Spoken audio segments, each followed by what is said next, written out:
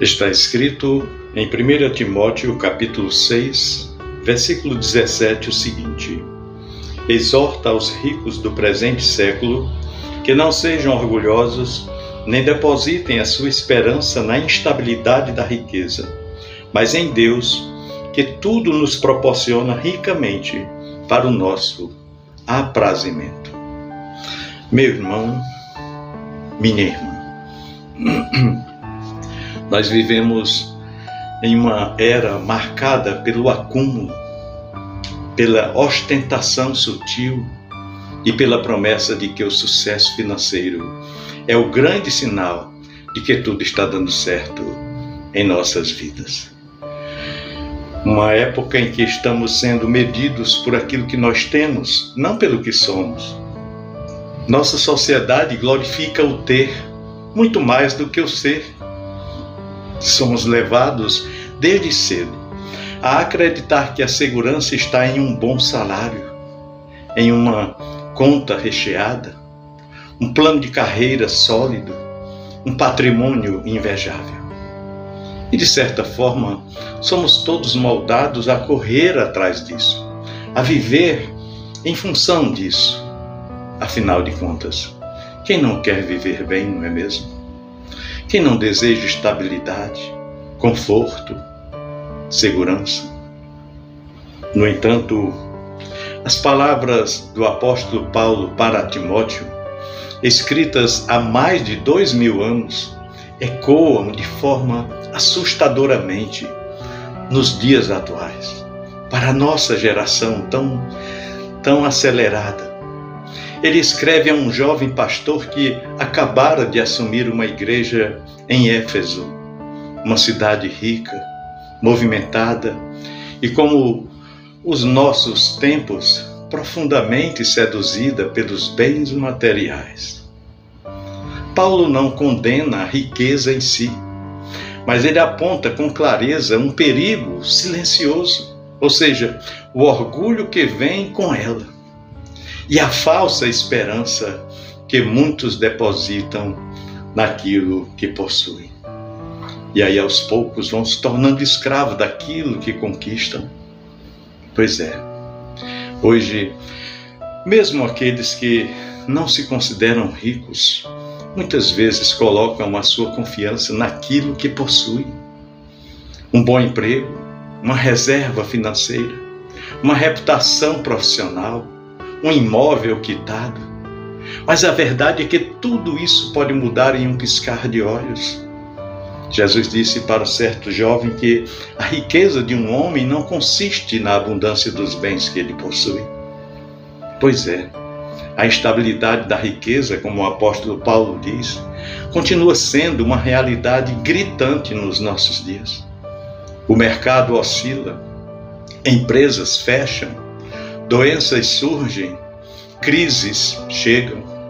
E quando a nossa segurança está baseada, pautada em coisas que podem ser abaladas, a nossa alma também treme junto com elas.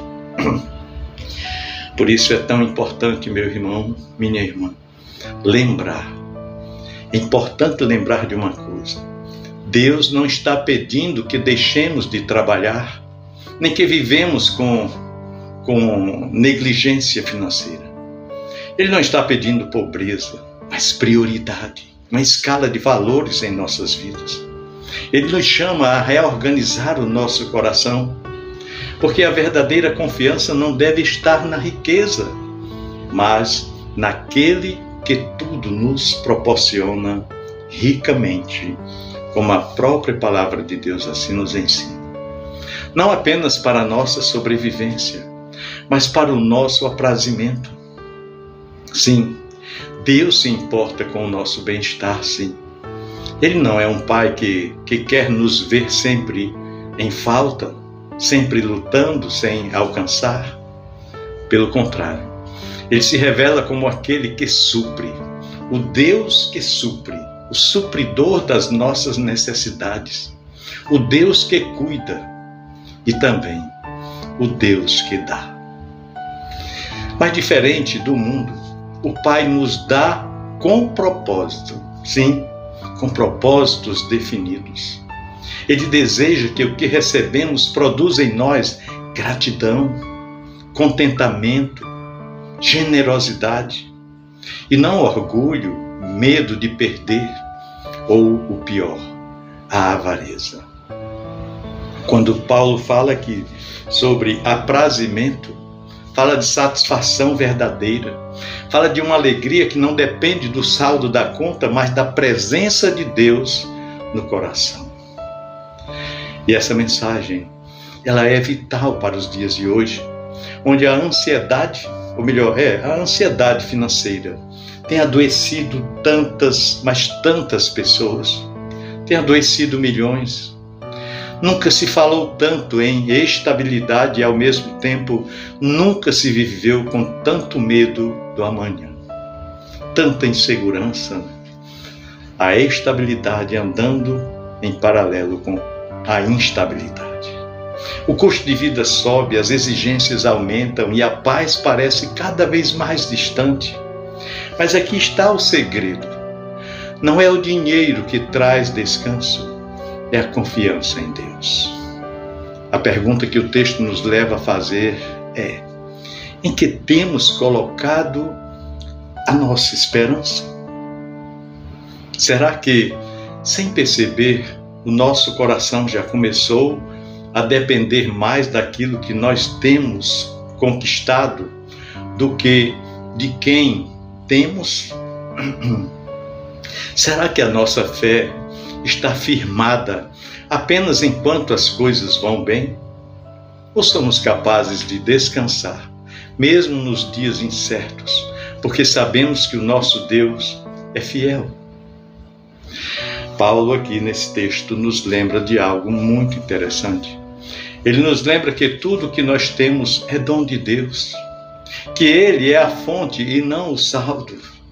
E quando nós tiramos os olhos da riqueza, que é instável, que é mutável, que é passageira, e os voltamos para o Senhor, aí sim, passamos a experimentar uma paz que o dinheiro nunca vai poder comprar.